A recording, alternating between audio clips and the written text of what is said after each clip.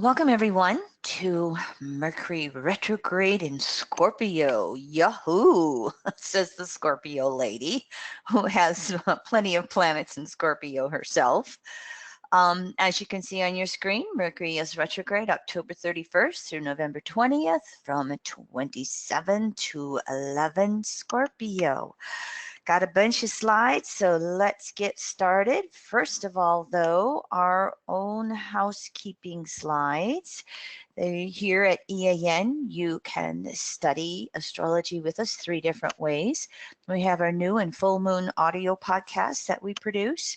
We have our astro library where we put all the materials we've collected over the years with events with other astrologers, our own forecasting or educational webinars that we do for the public.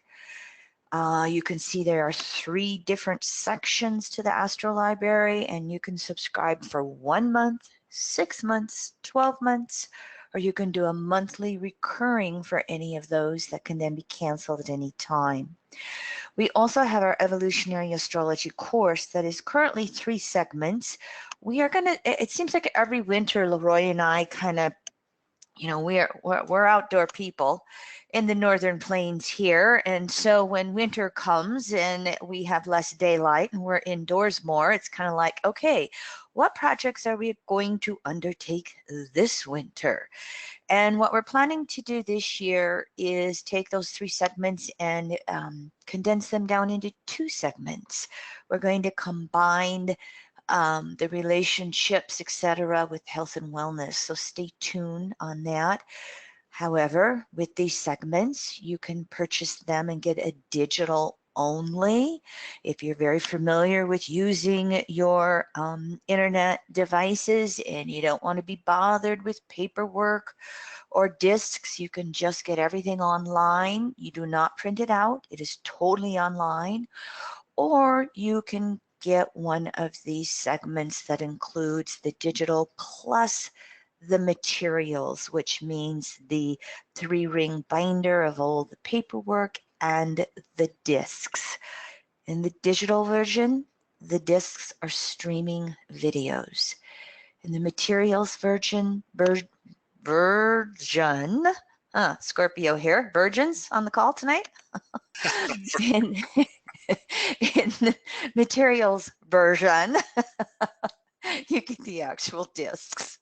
Did I explain that right, Leroy? You did, but also both, no matter what format you choose, and we're trying to please a lot of, everybody with their different learning formats, you still get access to over 375 hours different material than is in the Astro Library. These are very well thought out webinar series that we've produced over the years for our EA associates. And all of that is online as well in the Registered Associates area of the website for any format of materials that you choose to purchase.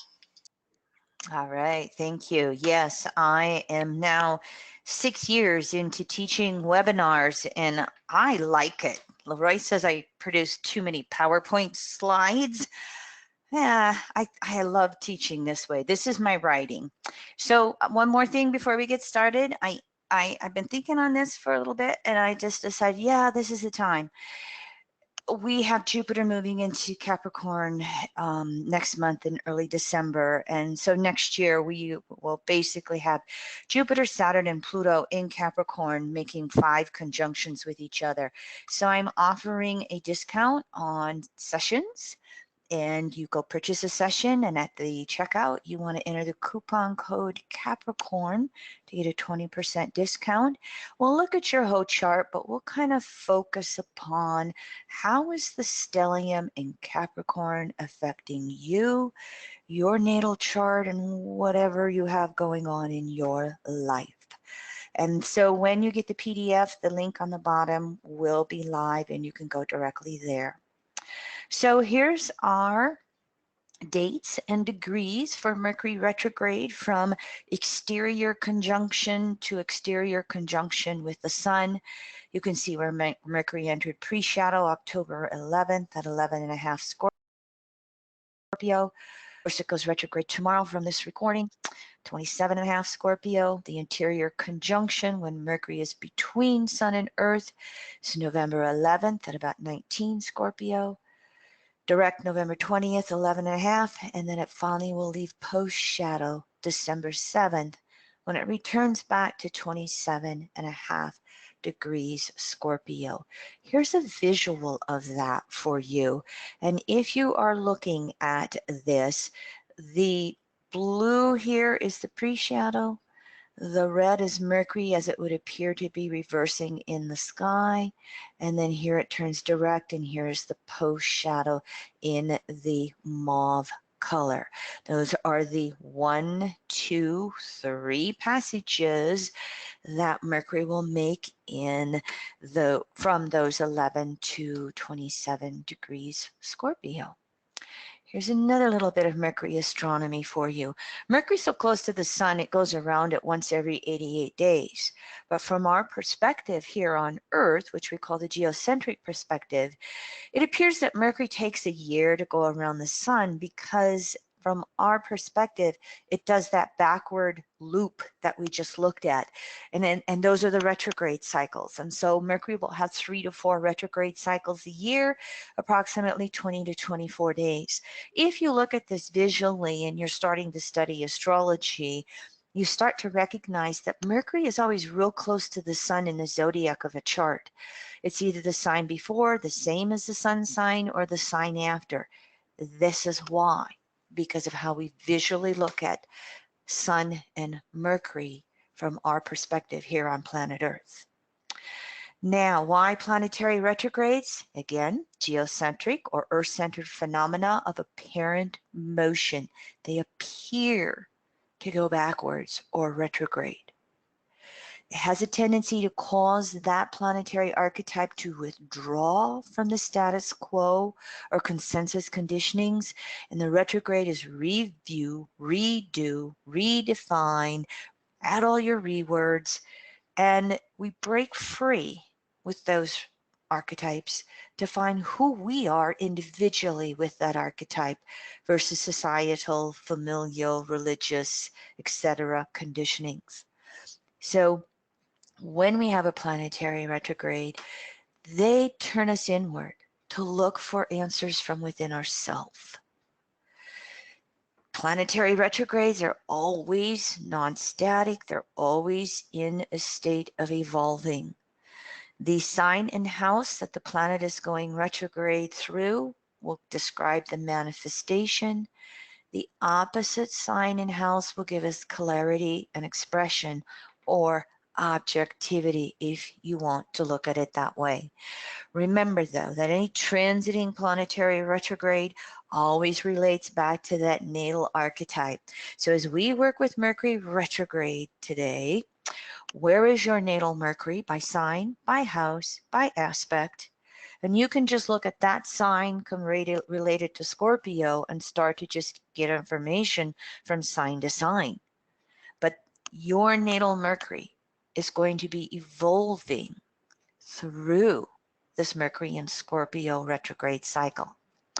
If you are one of those people who were born during a Mercury retrograde, you experience a temporary harmony during any transiting Mercury retrograde. Now, I have a nephew who was born with Mercury retrograde. He loves Mercury retrograde. He says, Kim, I get 3 weeks where I get to be nice and clear and make good decisions while the rest of the world's going crazy, but I'm okay. Replace the word Mercury with any other planet if you have a planetary retrograde or 2 or 3 in your chart. Now, I also like to just very carefully or briefly, go over the Mercury retrograde elements. Start studying astrology, you're going to say fire, earth, air, and water, fire, earth, air, and water in your sleep. How many of you can go water, air, earth, fire? How many of you can say it backwards?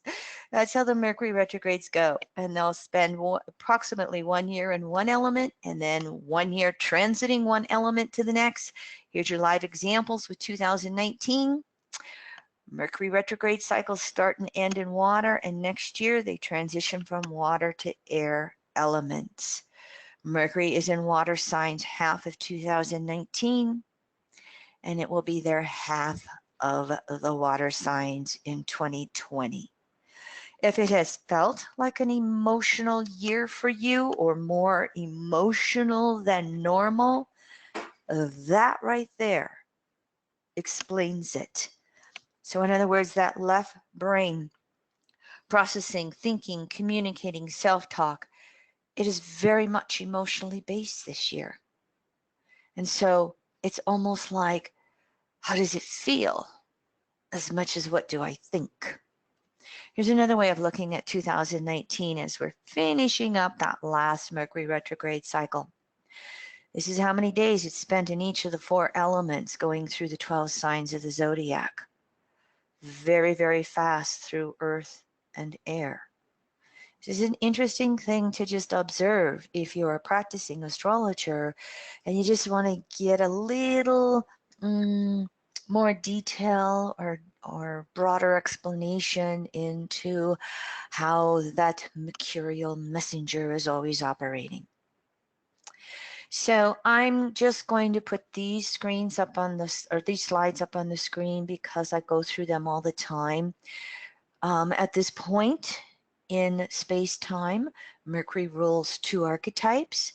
The outer side of Mercury is Gemini in the 3rd house, coming from the active polarity that we look at with Gemini and the 3rd house.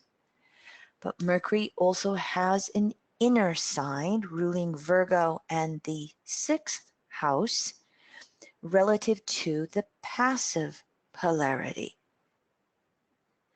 And so you can have all of these little keywords and general archetypes to refer back to however you want to with the PDFs. These are also general Mercury retrograde slides. It's a time period for us to go inward and quiet our mind. Mercury retrograde naturally takes us from left brain logic to right brain intuition. Mercury's rulership of Gemini points to the polarity Sagittarius and its ruler Jupiter, right brain. Mercury's rulership of Virgo naturally points to the polarity Pisces and ruler Neptune, or what we will sometimes call whole brain. In other words, every Mercury retrograde, the mutable quadrant of signs and houses are naturally activated. We know Mercury retrograde increases all the communications and the details. We know when Mercury turns stationary retrograde or stationary direct, we want to be just a little more careful. We typically say the day before, the day of, the day after, Mercury retrograde, Mercury direct. It's when you want to pay attention more than usual. One of our businesses for the last few days, every time Leroy and I send an email from that email address, they've been getting rejected and coming back. Got on a spam list. None of our emails would go through. Managed to get that cleared up, we think. We just left it alone and thought, okay, we'll try with the emails from that business tomorrow. And so just a little example for you of how that Mercury retrograde says sometimes we have to pay attention to those details and do something more than once, even as we're trying to slow down and breathe and pace ourselves through all of these Mercury retrogrades. Here's the chart for Mercury turning stationary retrograde. And I just want to first of all point out that Mercury is going to have aspects to every single planet except Uranus. It had an opposition to Uranus when it first went into Scorpio earlier in October. And so this is a very, very active Mercury retrograde, even though your astrological calendars don't point out your inconjuncts, or your semi-squares, or semi-sextiles, or sesquisquadrates. We'll go through all of those. What I also want to point out, and I apologize, I'm going to have a cough drop to keep my throat soothed through all of, excuse me, my conversations and speaking over the next couple of months.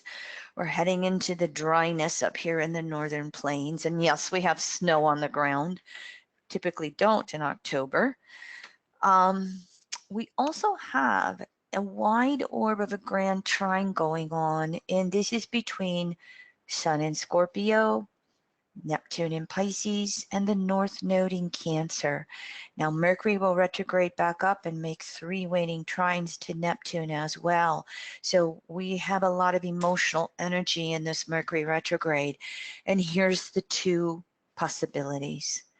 It's either going to give us an emotional relief valve, process those emotions, Mercury retrograde, communicate and have the multiple conversations about how I feel and how you feel and how we feel and et cetera, or we can Scorpio fixed water, the fixed modality. We can retreat into emotional stubbornness, defensiveness, especially for security reasons. And with that trine to Neptune, we can just get into emotional denial. I'm not going to look at this. I'm going to ignore this situation. I'm going to pretend like I did not see my friend's boyfriend with another woman, rather than find the courage to maybe be upfront. Think of yourself.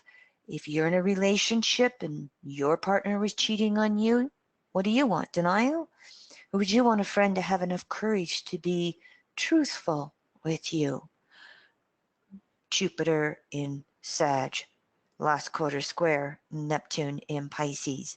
That's all in orb during this Mercury retrograde as well. We'll move into some more of these planetary configurations as we go through, but I thought tonight, and I'm going to just jump into a couple of slides. Scorpio is intense. Because it is fixed water, emotional energy seems to just build up until it demands release. One of the best ways in which we can relieve all of the intensity that builds up is breathe, or take a walk, exercise, meditate, yoga. In other words, use the senses, the emotional, physical body to help channel the energy so that Mercury in fixed water can think. And one of the most basic questions to ask is, how is the universe asking me to evolve? How do I find the courage to change with wherever I am stuck or stagnant emotionally? I'm also going to just jump right into the collective and kind of move through it with these first few slides, and then we'll personalize most of this Mercury retrograde through the rest of this session. One of the big themes with this retrograde cycle is who has the power. Many issues and situations, again, will build up to some type of Plutonian release and metamorphosis. Now, there's going to be 2 areas where you can't miss it going on unless you really, are living in the underworld with your head in the sand. Power over versus power under struggles. And this is going on all over the place in regards to political confrontations. Is it Brexit? Is it countries in the Middle East? Is it the United States and this growing theme of impeachment? The U.S. Constitution says grounds for impeachment are abuse of power, betrayal of country, and corruption. Anybody recognize those Scorpio words there? You can be in the southern hemisphere. It almost doesn't matter what country you're in. With Saturn waiting Pluto and that south node in Capricorn, and now this Mercury retrograde sextile in Scorpio, they're just going on all over the place. And when we look at the consensus collective, we don't really know for sure where those power struggles are going to turn out. Stay tuned and observe, and we get to see where they do turn out, country by country. Second area I just wanted to quickly point out is Mother Nature has the ultimate power on planet Earth. Anybody been looking at the devastating forest fires in California? Oh, my heart goes out to any of you who are on that southern west coast and experiencing that. Here in the northern plains, we've had flooding for 2 years. My family has land on the prairie in the eastern part of the state, and we went back there early this month when negotiating the lease for the young farmers that rent our property. They never got any crops planted this year. First time in the history of my family owning this land where we never got any crops in. And typically what the farmers will do is they'll plant a cover crop. If you can't get your corn, your wheat, your barley, your sunflowers in, it usually dries up, and then sometime in the summer you'll plant a cover crop that puts nitrogen back into the soil.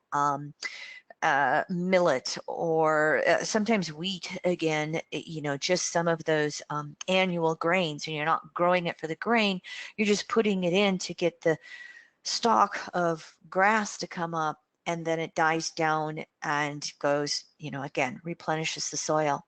They never even got their ground cover crops in. It was quite interesting. And so natural law, which is climate change, is responding to human-made actions over the last 300 years of industrialization and extracting the fossil fuels out of the earth. I suspect that this issue will be pretty active during Mercury retrograde, not to mention activity going forward. I'm a Weather Channel person. I'm an old farm girl, and the Weather Channel is just getting ready to do a series on the warming of the planet. It's going mainstream, it's going consensus, but the point is, we humans must coexist with other species. A lot of Scorpio energy is, where do we have the power and where are the limitations of power? And how do we osmosis and merge with something that we perceive to be more powerful than us, positive or negative, and become more than we were before the merging? Mercury retrograde, it's going to be throwing off perceived sources of power that we no longer want to merge with, as well as searching for new sources of power to merge with. More on this, but I'm just going to jump right into Donald Trump's chart. And if you follow me as an astrologer, you know I'm not a fan of Donald Trump. I make no excuses. And if you're in love with him, you are welcome to find a new astrologer. So probably the biggest thing that this Mercury retrograde will do in his chart is, if you see this red square in the middle of your screen here, it squares the midpoint of Mars-Pluto, which really starts talking about his desire nature.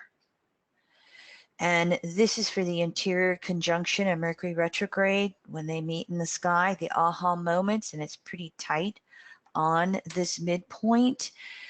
And I think it really will be exposing to this soul that he does not have absolute power, 12th house, that there are greater sources of power than him, 12th house. And Mercury in the 3rd, no one is above the law. But what's even more important is the fact that transiting Neptune in Pisces, which rules Pluto by house and Mars by house, and this midpoint by house, transiting Neptune is just starting to square all these Gemini, Sag planets for the next 4 years. This might be one of the most interesting aspects going forward, is watching what happens here. This is the house of public. This is the house of relationships of all kinds. Jupiter, Saturn, Uranus, Pluto will do the same thing. I'm not going to make any predictions here, but I am going to say that this Mercury retrograde might be a messenger, again, that he does not have unchecked power, which is how he has operated to this point. It's also quite possible going forward that we will hear more and more and more financial details in the news. Will he be required to release the tax returns, Scorpio? Stay tuned. We'll find out. When Mercury goes retrograde through Scorpio, again, that emotional energy builds up into confrontations. And the purpose of that confrontation buildup is to evolve, to create change. And so for all of us, on personal levels, on collective levels, we have changing situations in our world that have us looking at our old fixed mental attitudes and where we're emotionally connected to those attitudes, where we're emotionally connected to old values, the Taurus polarity. And we have a lot of mental processing in which we must look at how to change. What will happen with Scorpio and confrontations, again, the purpose is to grow and evolve. And if we choose to initiate change and growth, we minimize the cataclysm.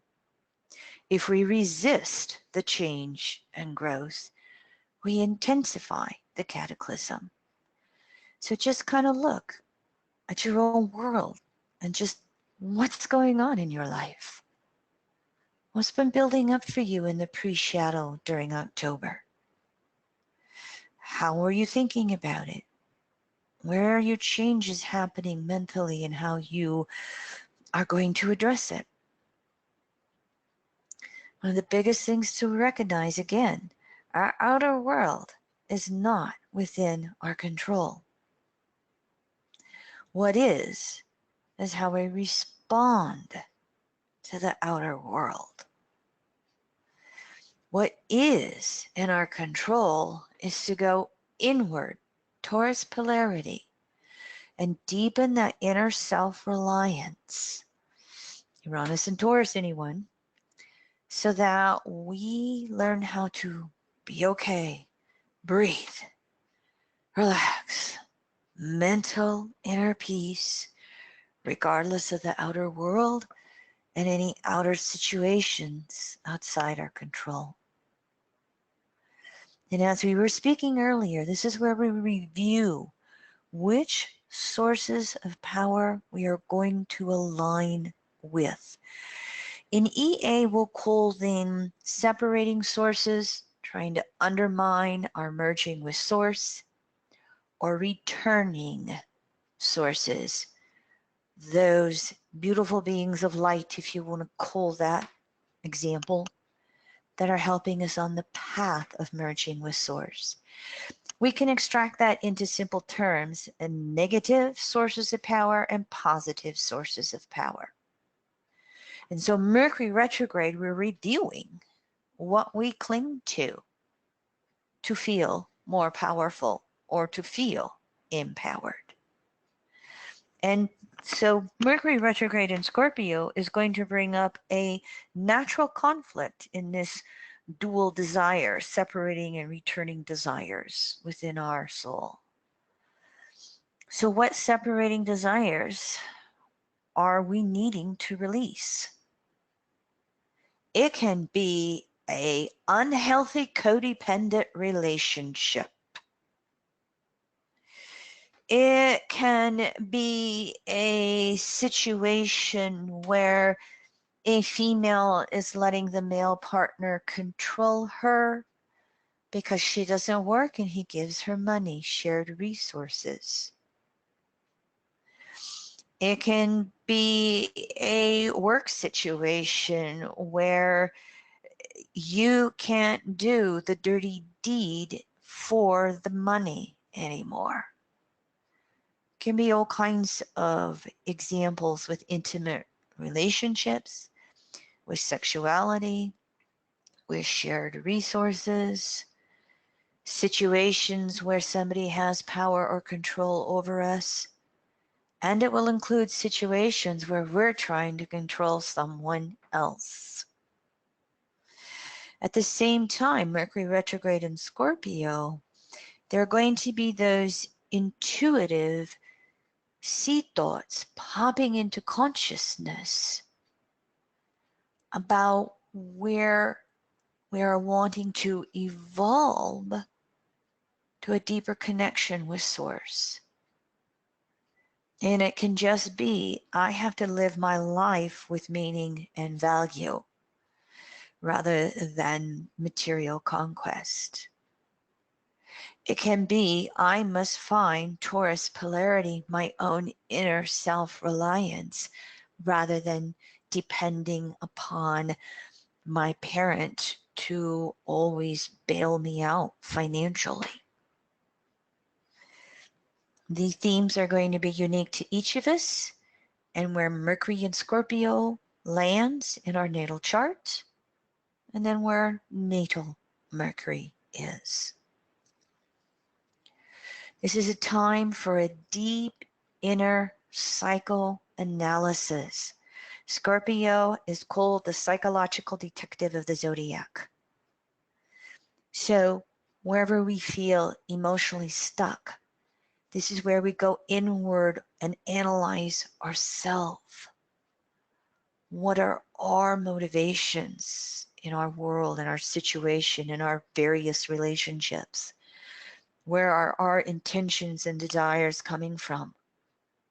What are the emotional patterns that no longer serve us or serve our relationships? What are we clinging to for security reasons emotionally? This is going to bring up relationships on an intimate basis, whether you're in a one-on-one marriage type relationship or you just have close personal friendships or familiar relationships, whatever.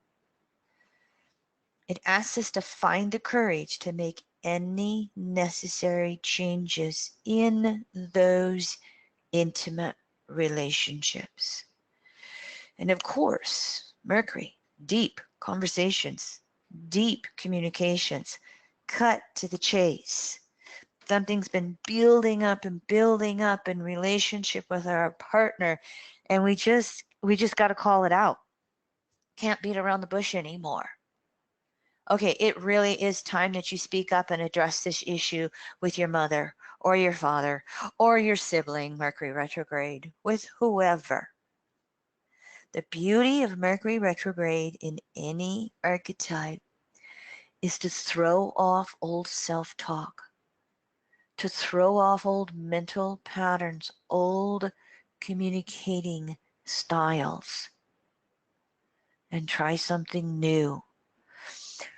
What's that metaphysical cliche? You can, change your thoughts, change your world in 17 days or something like that.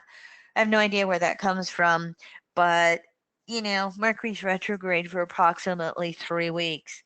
Is that natural time period to really try to shift an energy? And of course, the relationship endings and beginnings can come along here. And we can change who we want to attract in. Do we attract people who motivate us, or do we attract people who manipulate us? Do we motivate others, or do we manipulate them?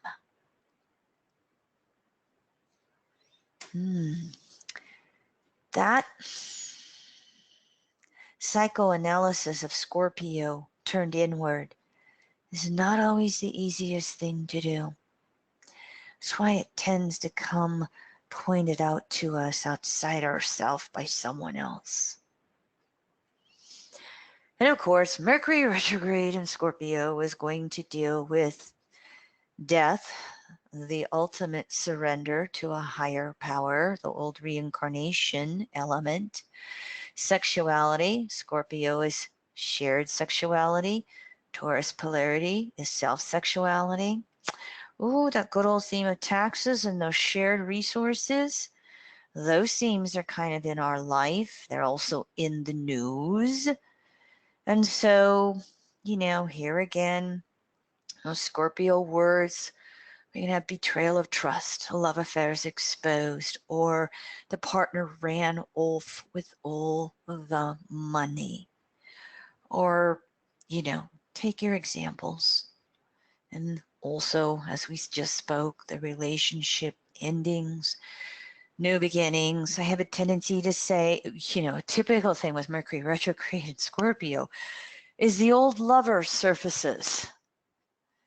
Take it with a grain of salt when Mercury's retrograde in Scorpio. Oh, another chance to bring something that we didn't learn from before to a greater understanding and perhaps culmination. That's the more likely scenario than, oh gosh, we're meant to be. That's self-fulfilling Scorpio codependency prophecy. And we're all going to have confrontations with various relationships over the next 3 weeks through the 2 months that Mercury is in Scorpio from October 3rd through December 10th. October 3rd through December 10th. And when it comes to those shared resources, there's all kinds of things that can go on with money and finances. Resources can be lost or gained here, depending upon any prior efforts over our entire life, over the last year or two or whatever, and depending upon karma we've created in this lifetime, karma that we've created in past lives, that through various aspects, Mercury retrograde in Scorpio just happens to trigger.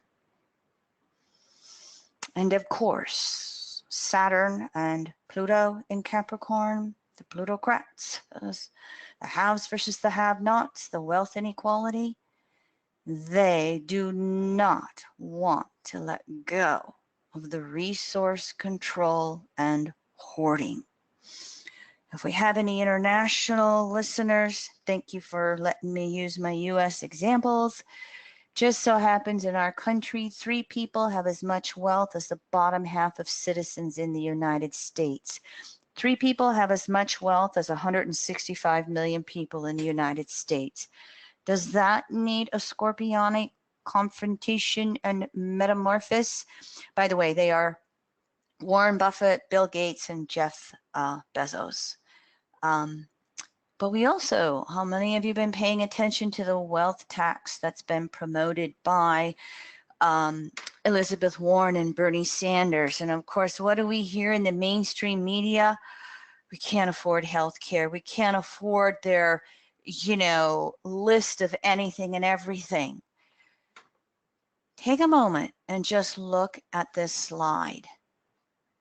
They're talking about a wealth tax, not an income tax, because the super wealthy can decide when they're going to declare income, and they do it when it's most advantageous to pay the least amount of tax possible. And so some of the basics of what's being put out in the United States by progressive Democratic candidates is a 2% tax on wealth over $50 million. This is a tax on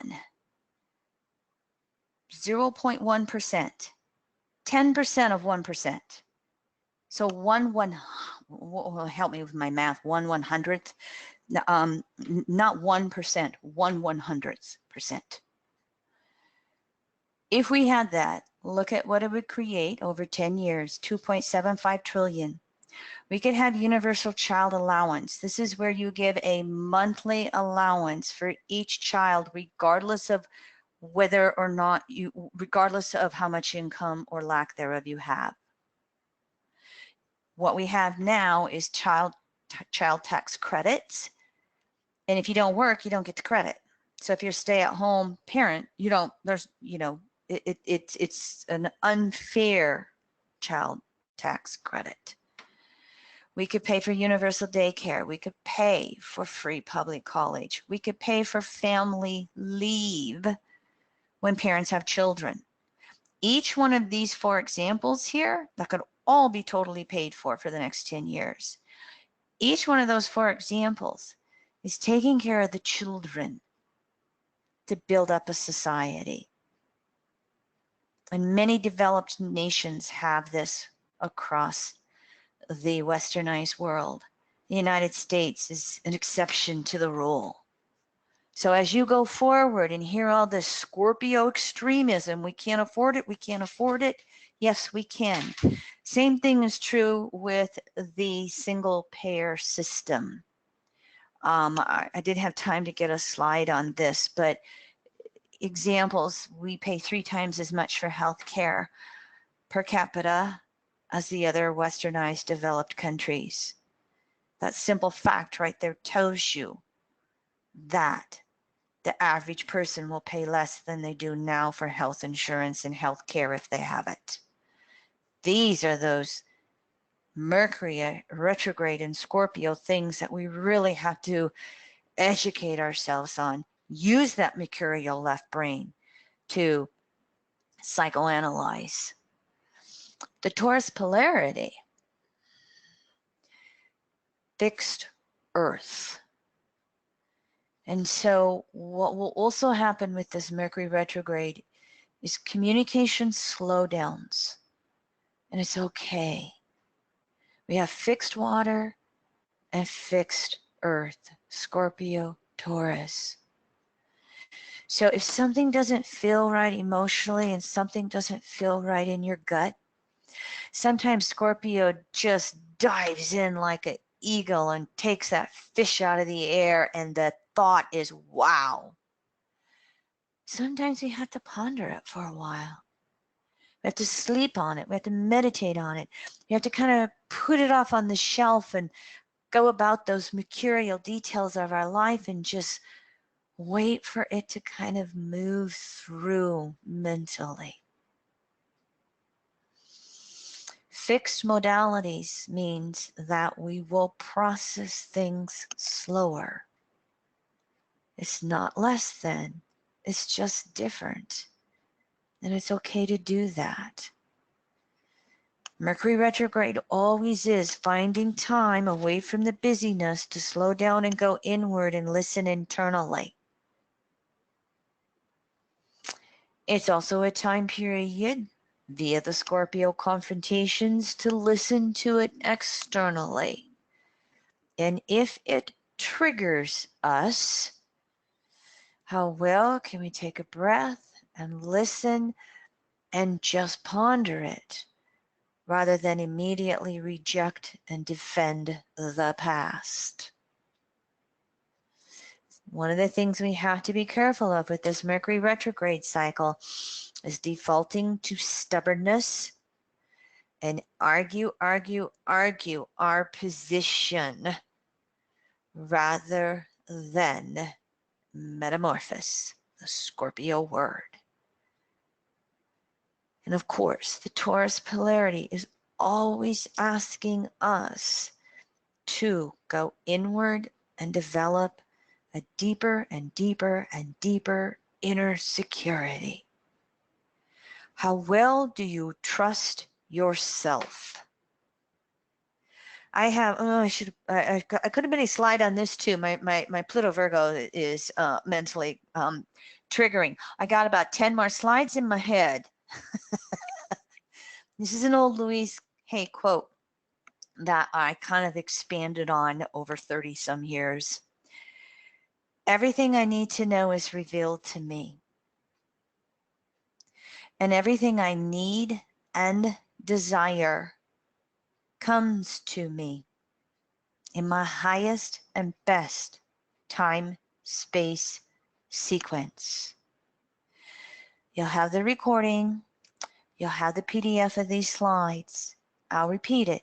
But if you want, just quiet your eyes for a moment and take a breath. Everything I need to know is revealed to me. And everything I need and desire comes to me in my highest and best time, space, sequence. That is turning towards that Taurian polarity and empowering ourself inwardly, which is the dance between Taurus and Scorpio. Another exercise that you can do is think back on previous time periods in your life where the rug got ripped out from underneath you and you survived. You may have even grown. That can also then help you lessen those feelings that, again, the other shoe's going to drop or the rug is getting ripped out underneath me. So, Taurus polarity means that this is also specifically a natural time period to withdraw, go inward, and find a sense of ourself again. Especially if there seems to be those scorpionic people in our life that seem to have a hypnotic power over us. We may need to just back off, have that space, find ourselves.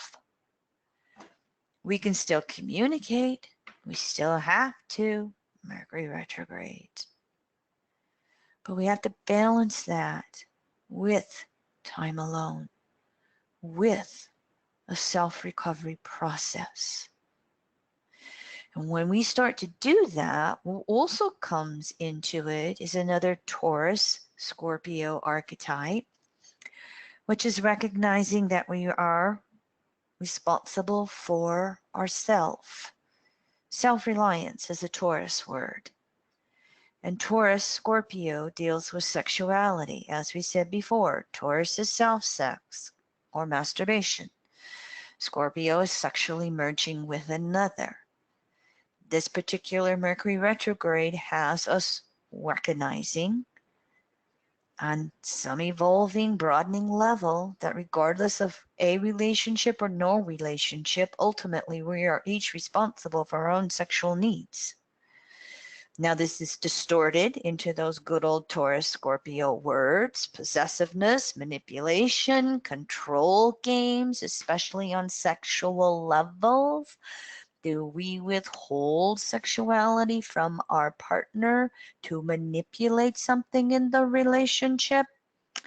That could be exposed during this Mercury retrograde. The intent here is, again, self-reliance.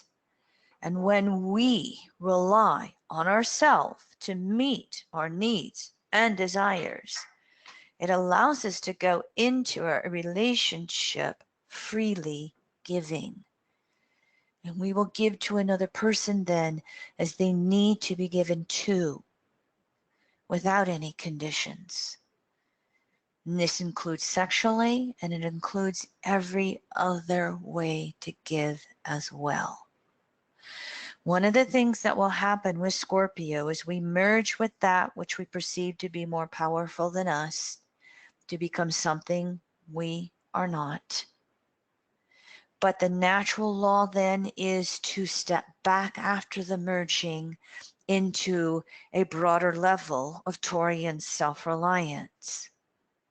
And when we don't do that, we create Scorpio codependency. And so where are you codependent in your world? Sexual, non-sexual, resources, again, take your issues or subjects. This is a time period to, again, stand back from codependency and go, I can provide for myself.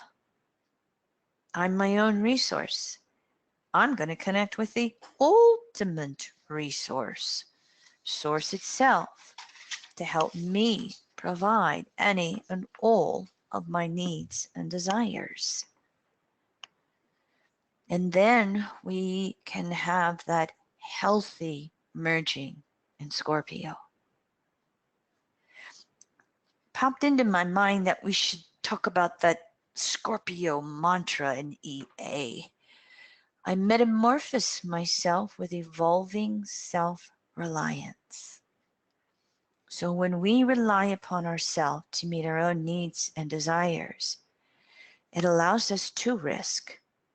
It allows us to metamorphose caterpillar into butterfly. It allows us to find that Scorpio courage to make a leap of growth, which is what the opportunities are all about with this Mercury retrograde cycle. The Taurus polarity also deals with money and finances and those good old resources, our own and that which we share. And here again, even with the Taurus polarity, these resources can be lost or gained depending upon prior efforts and karma. But the Taurus polarity can also point out where we can create new behaviors. You know, there's this cliche that I love. Beliefs are conditioned thoughts. Change your thoughts, change your beliefs. Change your thoughts, change your resources. What do you self-talk in regards to self-worth? Am I worthy of? Here's where we learn to create new talents so that we can evolve our resources. This is where we empower ourselves, and of course we learn then to be empowering with others. Typical consensus distortion, again, with Saturn and Pluto in Capricorn, we don't want to let go, we've got to hoard it. And so sometimes the public is going to have to stand up and demand it. When we have this much extreme of wealth inequality, it's going to be redistributed, Scorpio, one way or another. Just wait as we go through the next few years. It will come. How are you going to stand up and be part of it? Taurus is about values.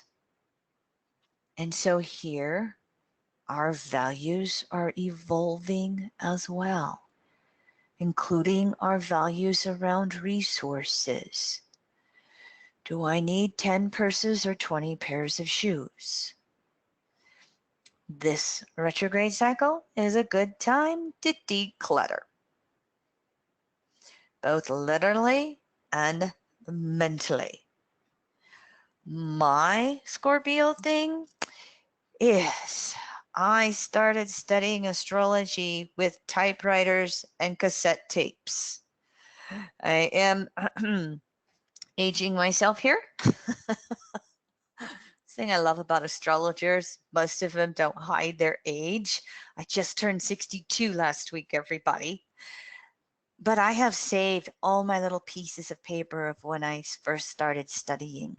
And I have spent the last few winters slowly going through boxes of astrological notes and old classes. And sometimes I have a folder called Originals where I like something and I save it. But I've done pretty darn good. I'm about down to the final 10% of old stuff to go through. And then I'm going to go through and do another cycle of it. But you get the point.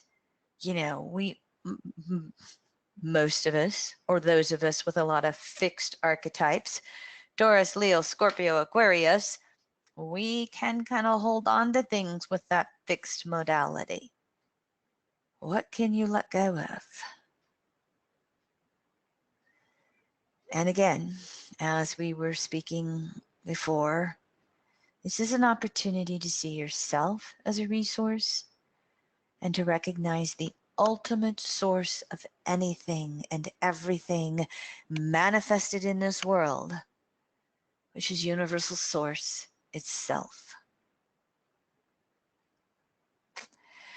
And so those are some of the key archetypes. I probably don't have an inclusive list. If there's something that I didn't remember or you got a question of, you can always type questions into the Q&A pane. Leroy's there to help me with the answers. He will ask something publicly if he doesn't know. If you want to ask something directly, you can raise the hand, which means you're raising your hand to ask a question if you want to ask a question. We're now going to move into, as we do, with the specific Mercury retrograde aspects. I want to point out that evolutionary astrology uses the 360-degree wheel or cycle of phases and aspects, and it shows us how active Mercury actually is during any retrograde cycle. Every once in a while, Mercury will only aspect, 3, maybe 4 planets, but typically it aspects almost all of them. It's usually 6, 7, or 8 other planets, and I include Chiron in this. There is your cycle of aspects and phases, which was originated by Dane Rudier and adopted by Jeffrey Green. And I've come in and finessed it just a little bit more, starting at 0 degrees of the natural zodiac and moving around those 8 phases like we move around those 12 archetypes. So you'll have this to refer to if this is new for you. But here are the aspects Mercury makes through its retrograde cycle. And this is including pre-shadow, Mercury retrograde, and post-shadow. 3 different aspects to Venus, 2 to Jupiter, Mars, Saturn, Chiron, Neptune, Pluto, and the nodal axis. Whew, are you tired yet?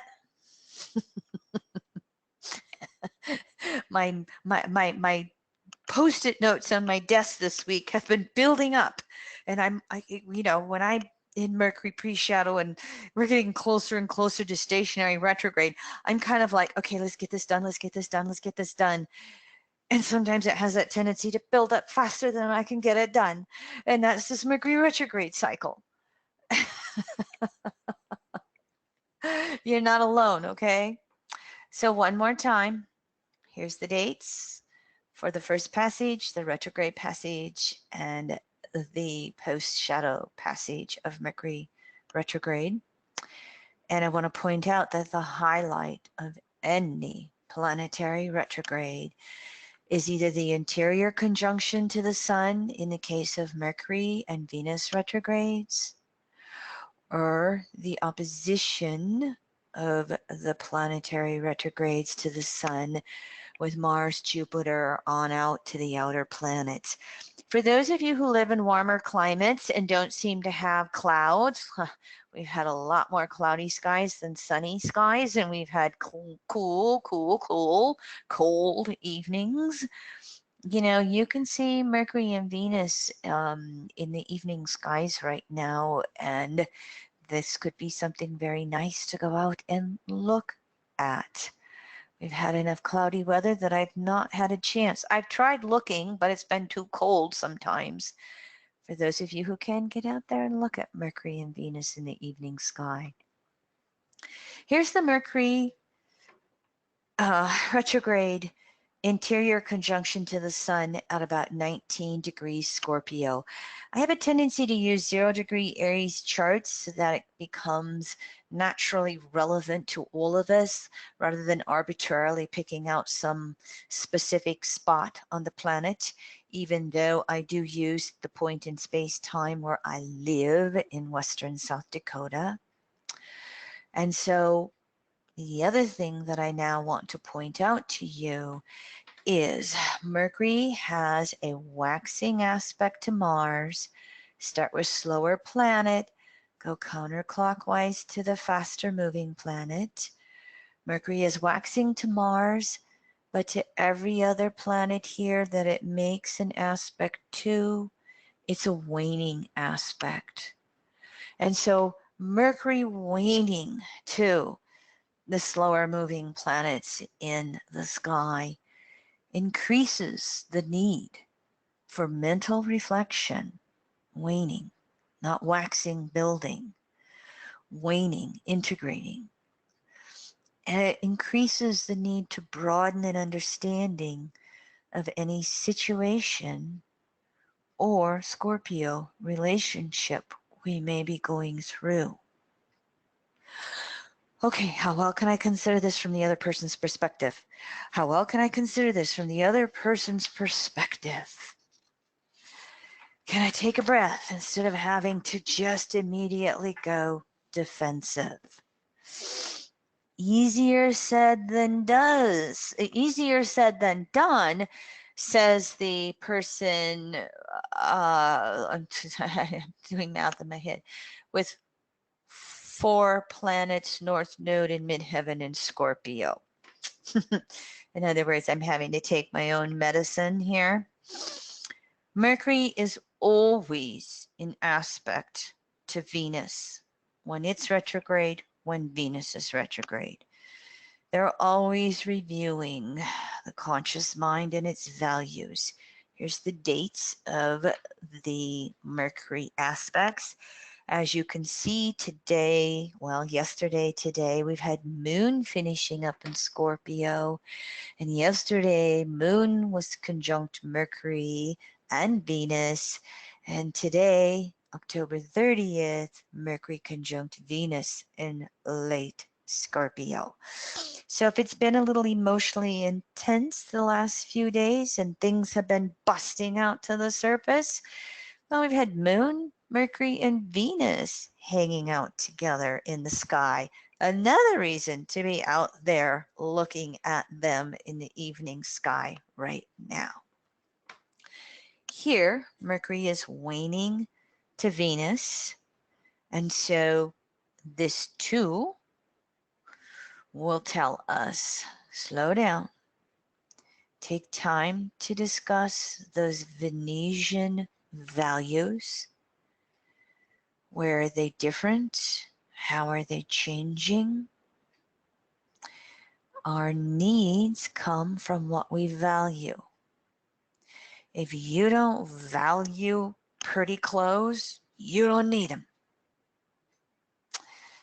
If you don't value the fancy car, you don't need it. It's just not on your horizon. And so those values and needs are changing specifically around the days of the dates listed on your screen. Now, Mercury in Scorpio always tends to want security and stability, fixed water, over freedom and change. Venus in Scorpio will get to the depth of those security issues and ask Mercury to look at it differently. Look at that relationship differently. What is currently presenting itself for change in your intimate relationship? And then Venus is going to move on into Sag and get to the truth of the matter. And how best can we communicate it with someone else, whatever it's going on? And how best are we going to act upon it? That's going to lead to Mars, the instinctive desire nature and how we act upon that. Mercury is 30 degrees ahead of Mars. This is the only waxing aspect again. So here, Mercury has a chance to get clear on prioritizing those desires and how we want to act upon those desires. So with Venus and Mars, again, the inner side of Venus, Taurus, is our value system that then determines what we need. And Mars is those instinctive desires. And if we value that and we need it, we desire it, and we are going to figure out how to go out there and get it. Be it the relationship, the purse, or lots of money in our piggy bank, or 3 vacation homes. So Mercury here is dancing with Mars and going, well, what do I really want right now? And how am I going to go about and get it? And then it's also going to focus on those relationships in addition to desires and those resources, and sometimes those shared resources. And so the separating and returning choices are going to be, are we empowering ourselves and others in relationships, or are we digging into those manipulations? Are we excluding those shared resources, or are we sharing them? And are we going after values, needs, and desires that include what's best for all concerned? Another thing to point out here then is Mercury in Scorpio faces important choice points depending upon that dual desire nature of our soul. And what does this mean? We all have dual desires. In evolutionary astrology, we call them separating desires and returning desires. Separating desires, anything and everything, a new lover, a new job, a new car, a new house, that new purse again. I'm not a purse person. My 2 sisters are. I'm the shoes. But we all have those separating desires, and we have a tendency to achieve the desire, momentary satisfaction, new separating desire.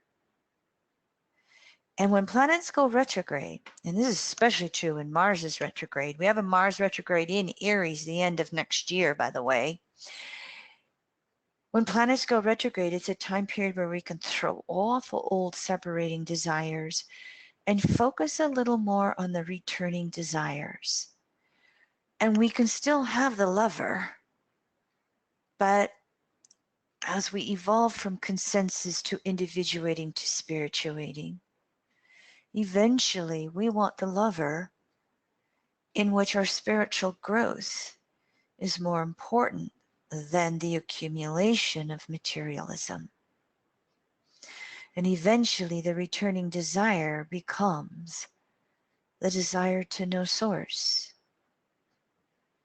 And eventually, as we evolve through lifetimes and lifetimes with reincarnation, the last of the separating desires are sexual, and the desire then returning to no source.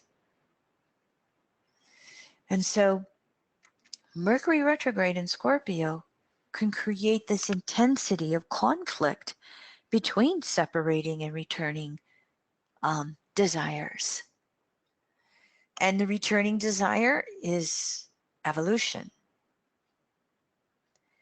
And that desire to separate is, oh, wait a minute, I exist. I have an ego. I have a soul.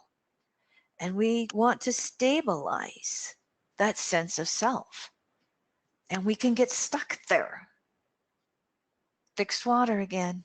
I don't know if I want that change until the pressure builds up and something happens. The confrontation, the conflict. And so when planets are transiting Scorpio or your natal 8th house, that conflict between the dual desires within you intensifies. And the intensity of the conflict is in direct proportion to how much you are resisting evolution, metamorphosis, changing, because you have security with whatever you have manifested up to this point. One more time.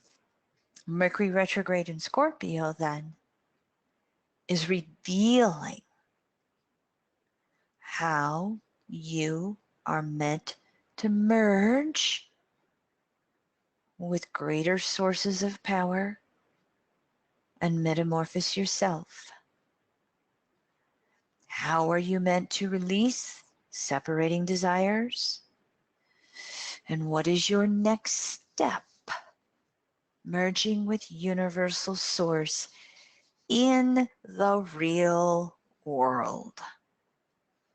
Not isolating yourself from relationships, but moving through relationships. Mercury is making waning semi-squares to Jupiter. Left brain is being forced to surrender to right brain. Mercury left brain, Jupiter intuitive right brain. Mercury is going into balsamic phase with Jupiter before they have a conjunction, and I don't know where that is. I wonder if that's going to be in late Sag. Now here it is, January 2nd, Mercury conjuncts Jupiter at 7 degrees Capricorn. Right now though, for the next few months, how well can we calm the mind, relax and trust our gut and intuition. Mercury retrograde in a water sign is emphasizing trusting our emotions over the words. It is also a good time to discover inner motivations within ourselves and others. In other words, truth is exposed. Secrets are exposed. The whole truth versus lies thing. This Mercury retrograde cycle activates the last of the Jupiter-Neptune last quarter squares. Jupiter in Sag has had 3 last quarter squares to Neptune in Pisces. Last quarter squares are crises in consciousness. Mercury is surrendering, waning to both Jupiter and Neptune. Good opportunity. Show me the truth, show me the truth, show me the truth.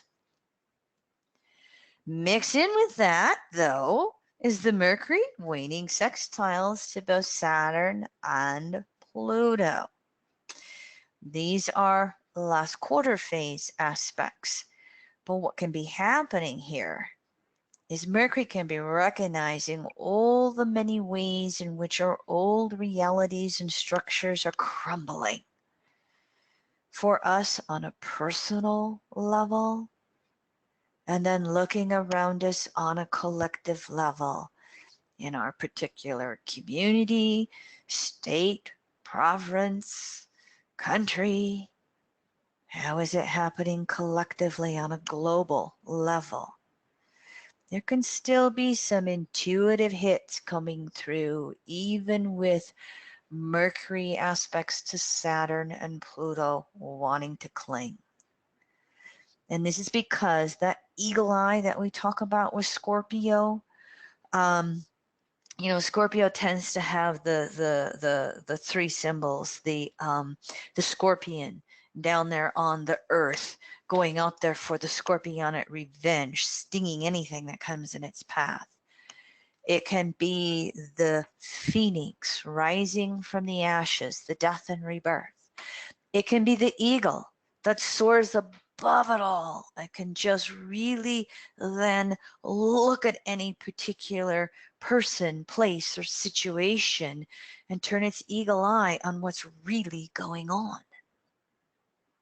And so with Saturn and Pluto in Capricorn, it can involve parents, children, career, home, resources, money, finances again, all of those Capricorn words. And what comes along here is the need for security, battles with the need for change.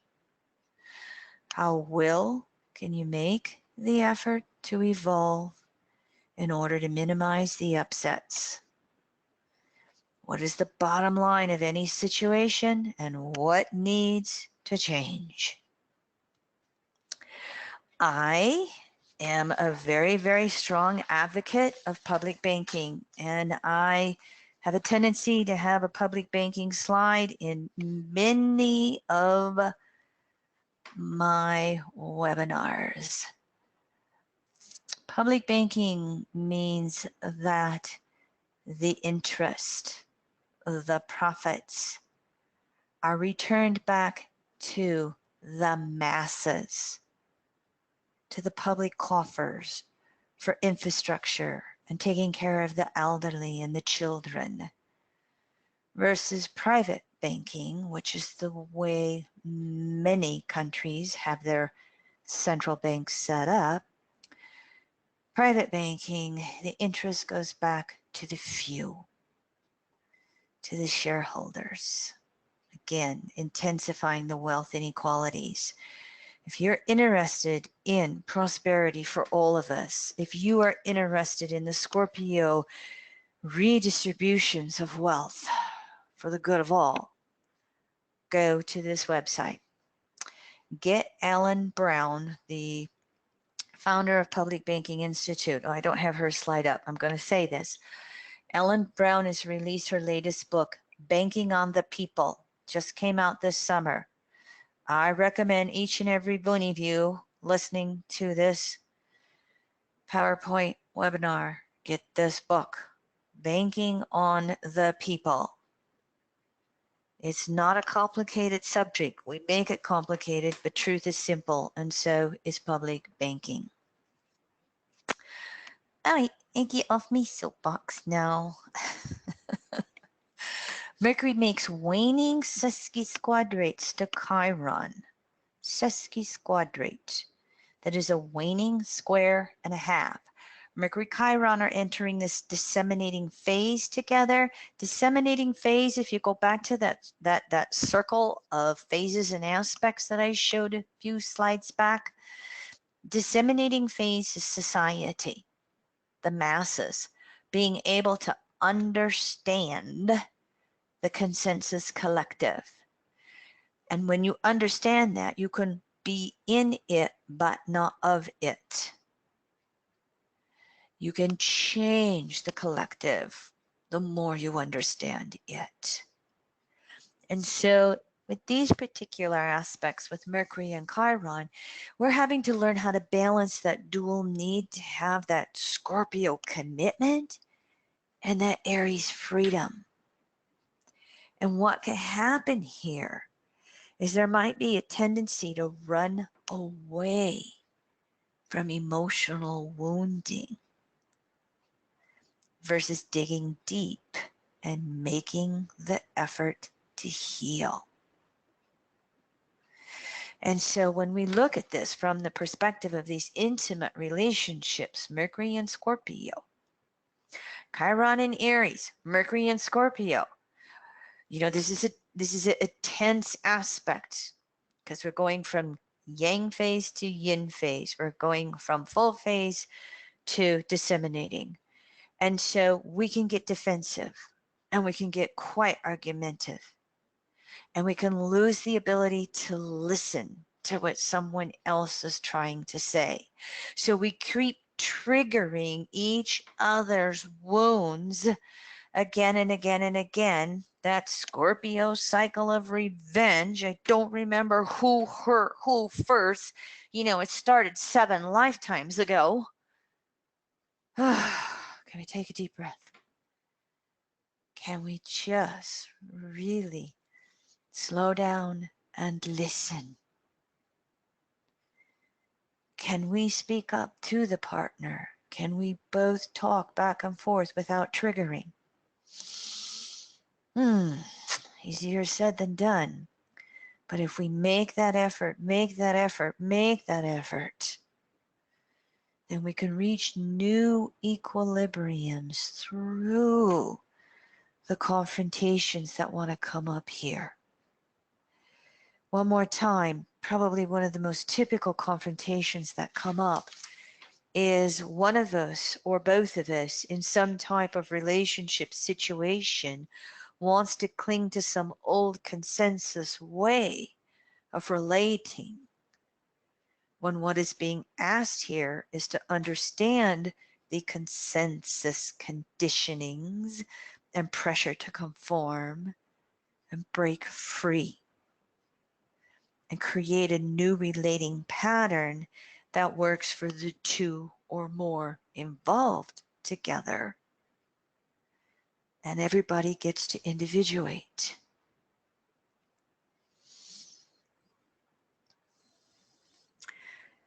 Here's where Mercury makes those waning trines to Pluto, the 240-degree around the circle, double water, Mercury Scorpio, Neptune in its own sign, Pisces. There is potential for deep, intuitive revelations and understandings. Again, the emphasis is to trust our gut and emotions versus words, especially when somebody's speaking and it doesn't quite feel right. The distortions here is where we want to be emotionally defensive or cling to denial of reality, where we want to manipulate and control. I think one of the best actors of the zodiac is Neptune, Pisces, and 12th. If you look at Donald Trump as a 12th house Pluto, and how many outright lies he's told, I think the count is now at 13,000 plus in 3 years of a presidency, how utterly he denies reality, the Virgo polarity to Pisces. I mean, it just boggles the mind for people with morality and ethics and integrity. It can render you speechless sometimes, or yelling at the TV screen and wanting to throw something at it. But you kind of get the point here. Trines are rewards for prior effort, and that includes no reward for no effort, or conning rewards for conning efforts. But it relates to that old slogan, you can fool all the people some of the time and some of the people all the time, but you can't fool all the people all the time. Another one of the distortions is the whole subject of addiction. When we substitute something else physically, emotionally, mentally, and spiritually for source. Of course, the physical addictions here can be drugs or sex. The emotional addictions can be remaining stuck in codependency. Mental, addictions can be zoning out with TV or movies or books rather than getting out there in nature. Spiritual addictions. Well, I'm God. I'm the smartest person there is. I know a lot of stuff. I'll let you guess. I don't do the interpretations, the language interpretations. And one more activation of these Jupiter-Neptune last quarter squares. So you're starting to see some repeating themes here. If we're caught up with separating forces and separating desires, we're spinning fantasy, we're manipulating, we're calculating. But if we are reaching for returning forces and desires, this can lead us to deep philosophical searching, communicating. Show me the deepest levels of truth I can understand. Mercury's waning sextiles to Pluto, just like Saturn. Here's where we really got to recognize there is always another source of power greater than ourself in the universe. So even though this is a sextile aspect, Neptune and Scorpio, the sign Pluto rules, to Pluto and Capricorn, there can be a lot of power struggles going on here. They're going to be giving, sharing, and including matriarchal principles, natural law, versus taking, hoarding, and excluding patriarchal principles. Whatever the specifics are, it's going to come down to including versus excluding. And what's being asked of us here is speaking truth to power. Exposing the manipulation, the lie, the hoarding, the whatever. So we can have all kinds of personal and collective upsets around controlling our environment or controlling the environment on a national level, whatever country you may be in, or controlling some of those personal circumstances or collective circumstances, controlling the political spin, controlling the spin around the resources if we want more fossil fuel extractions. So here we are, the theme of inner self-empowerment, Taurus polarity, healthy Scorpio, versus attempting to control the outer world in some way. Hey, I just thought of another way of saying it. Maybe we can control the outer world some of the time, or some of us can control the outer world some of the time, but we can't control the outer world all the time. Blah, blah, blah, blah. I put in the United States chart. I have been using the Gemini rising chart. I have been pondering a different chart. I'll save that for a future class. We'll look at that in a future webinar coming up here in a little bit. Regardless of which July 4th, 1776 chart you use, Mercury retrograde is going to square the moon in Aquarius. The moon is the public in a mundane or event chart. The moon is the public in a country's chart. And the interior conjunction exactly squares the Gemini rising chart. But the bigger background that's going on that I just want to point out to anybody is before Pluto conjuncts natal Pluto. You see transiting Pluto up here right now at about 21 Capricorn. The US natal Pluto is 27 and a half retrograde. We're going to have our first Pluto return as a country 3 times in 2022. Transiting Pluto, balsamic natal Pluto. It's another one of those big themes in the United States of how we're falling apart as a country.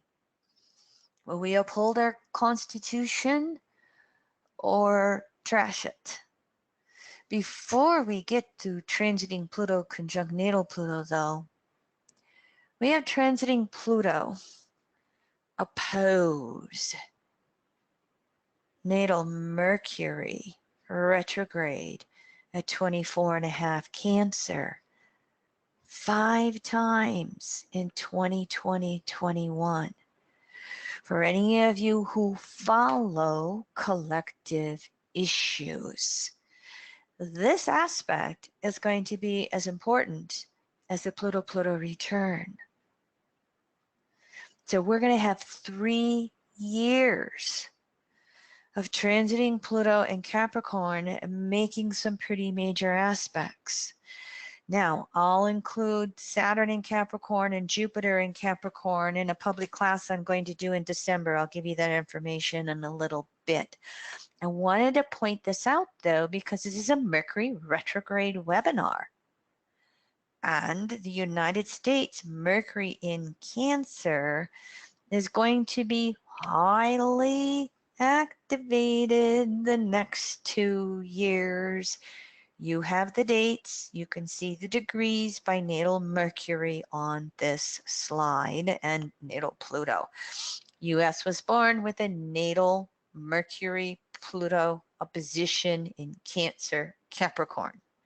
If our 3 planets in Cancer, Venus, Jupiter, and Sun weren't enough, the Mercury-Pluto opposition, Cancer, Capricorn, include versus exclude. Nationalism versus wanting to control the entire world, Pluto and Capricorn. These themes are going to be talked about and explored a lot, and they're going to be emphasized anytime Mercury's retrograde, regardless of the sign. And oh, by the way, we have a Mercury retrograde in Cancer next year. Hold on just a second. I printed out those. Mercury is retrograde from 15 to 5 degrees Cancer next summer. So it will be 3 times over Jupiter and Sun next summer. Stay tuned. We'll address that in a future Mercury retrograde webinar.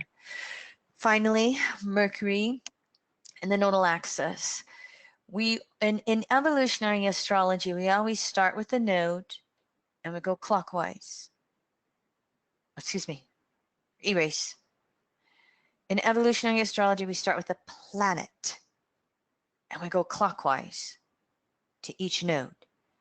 And we go clockwise or reverse through the signs and houses because that's the mean motion of the nodal axis 90% of the time. It goes retrograde. It's reversing through the signs. South node is a waning. Oh, that should be semi-square. I gotta make a note here. That should be a waning semi-square, 45 degrees to Mercury. So exposing and reviewing emotional fears around resources and security issues. It's kind of like almost that Mercury, Scorpio, Pluto, Capricorn. South node is in Capricorn. And so we can have our buttons pushed around our resources and fearing like we're going to lose them, which makes us want to cling to them even more. The North node is making a waxing sesquisquadrate, square and a half. And this is pushing us to change. Cancer, Scorpio, only it's not a trine. It's half squares. It's a square and a half here. This is where we've got to find that courage to change based upon the degree of emotional self-reliance, North node in Scorpio. Now, what can have a tendency to happen here is both South node and North node can get stuck in the defensiveness. The fears, the emotional fears, the class warfares, the inequalities. I've got to have mine, me versus you and us versus them. There's all kinds of emotional fears around losing our sense of control. And that will activate again those principles of exclusiveness,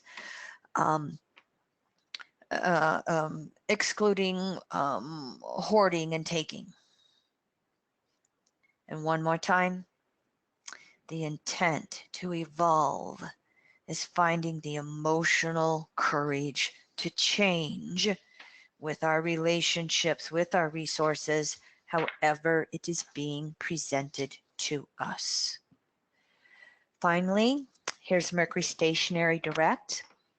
And during that time period, even though it doesn't show all the trines, there is an orb of water and earth element grand trine. In other words, making peace with whatever our emerging new realities are. By the time Mercury goes stationary direct at 11.5 Scorpio, it trines the North Node in Cancer, it trines Neptune in Pisces.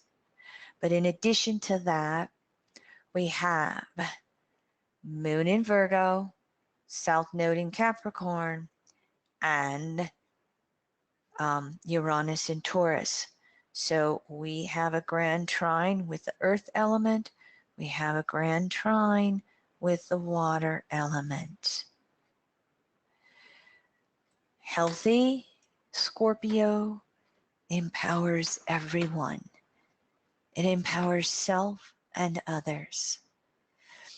Distorted Scorpio attempts to have the power and control over everyone and anything else. What will you choose? I always like to finish up with a few questions. What are my greatest fears? What separating desires need to be released? How do I make peace with my reality? What is my ultimate source of self-empowerment? How do I learn to trust myself better? How am I learning to provide for myself better? How do I create a healthier relationship to resources? How do I balance inner love with outer love?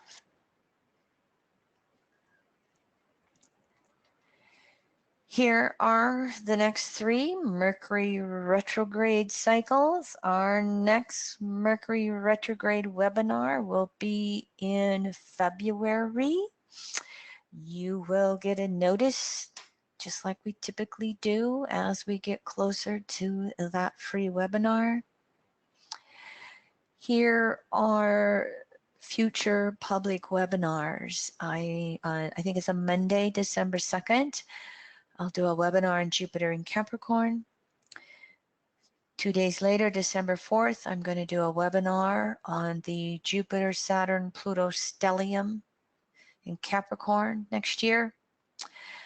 Pick the date on my 2020 forecast. And I participate in this EA Zoom meetings. They're going to have a marathon December 19th about 2020. And my subject will be the waxing Uranus-Pluto biseptiles. There are 7 of them between 2018 and 2021. They are as important and active as the Pluto waxing squares that we had.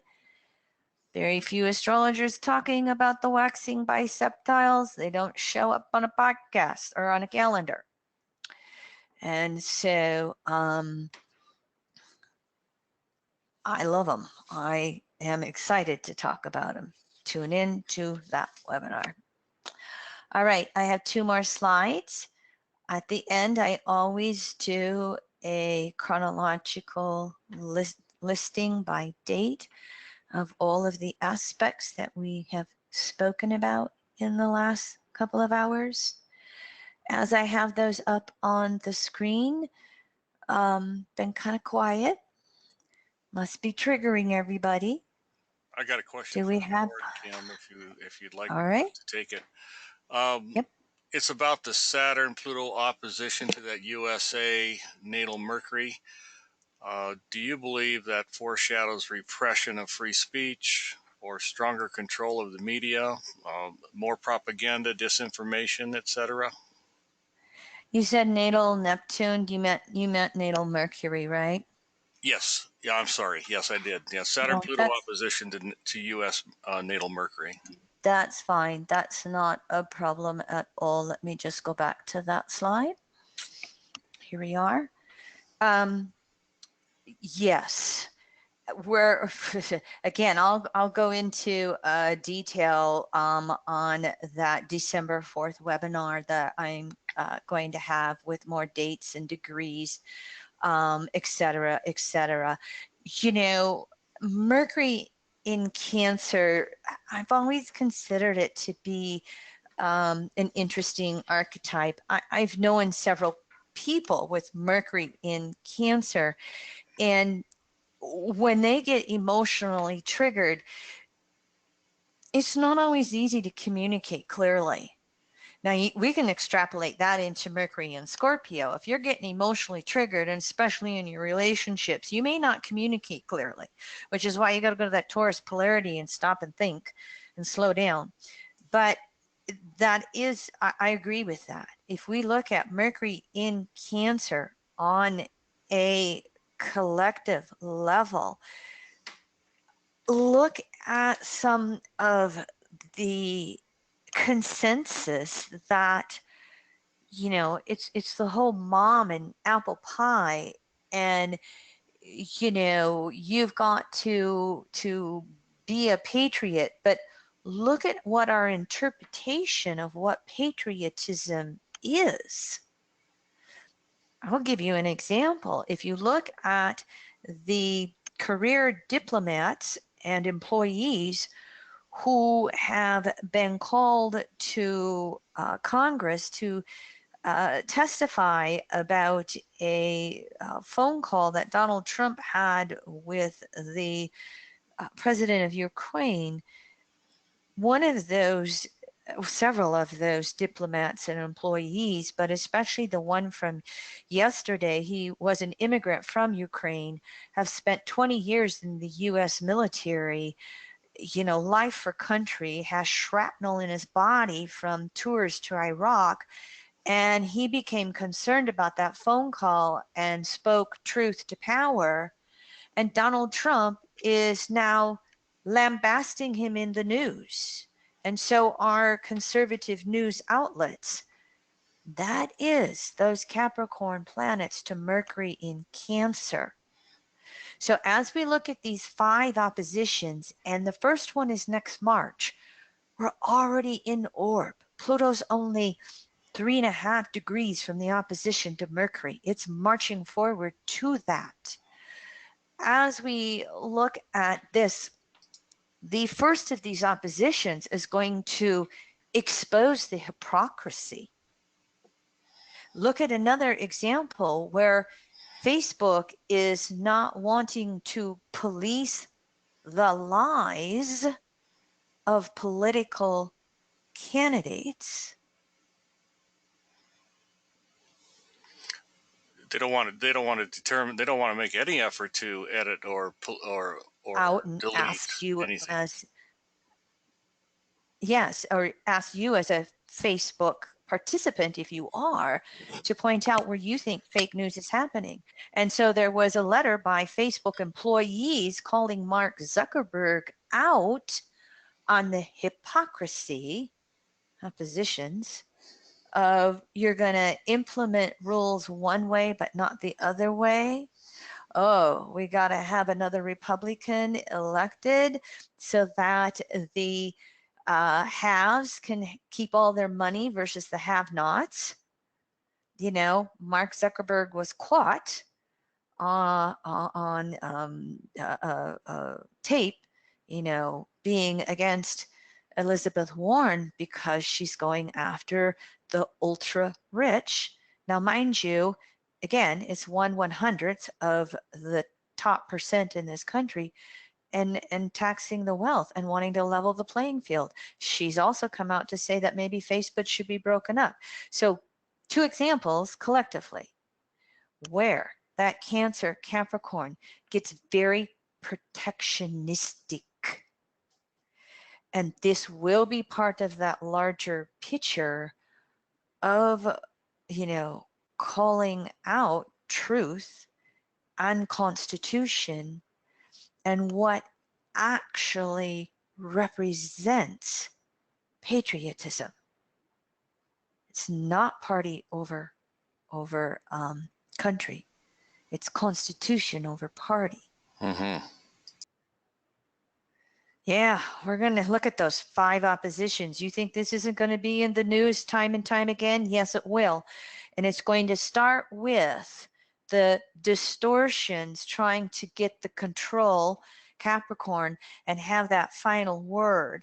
And it's going to take a lot of the masses and community, Cancer, 3rd house in this particular chart, actually speaking up around it. But regardless of the house, Cancer gets to be the community, and fearful community gets very protectionistic, but empowered community, look at that from the perspective of climate change.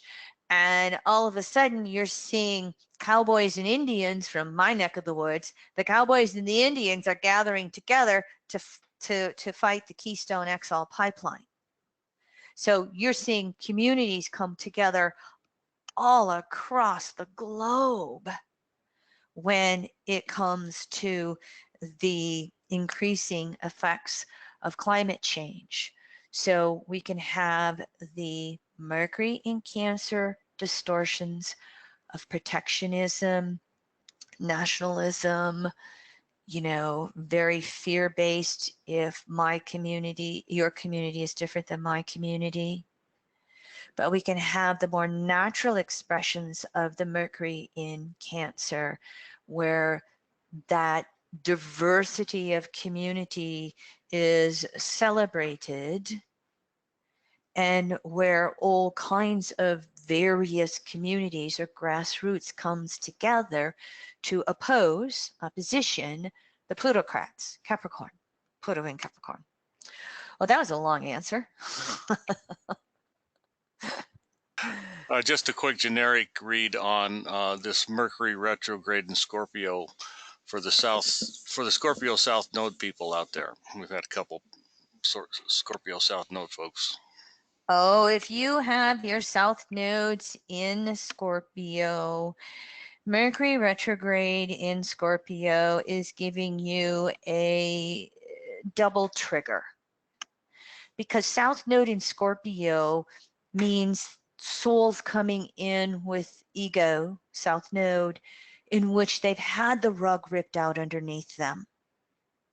And the intent of that is go to that North node and deepen emotional self-reliance and inner self-reliance, inner security.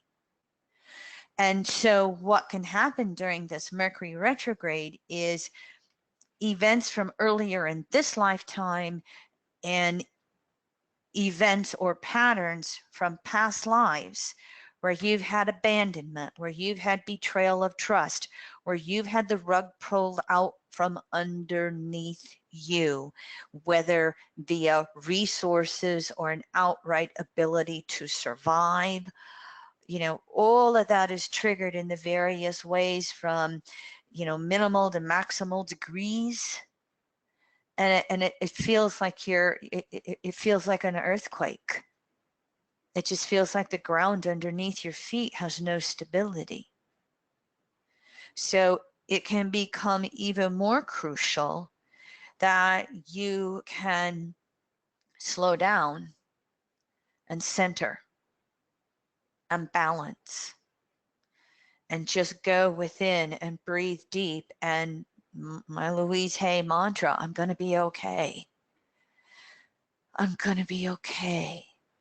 This is just the next step in my evolution. And then the details are whatever your current circumstances are bringing about.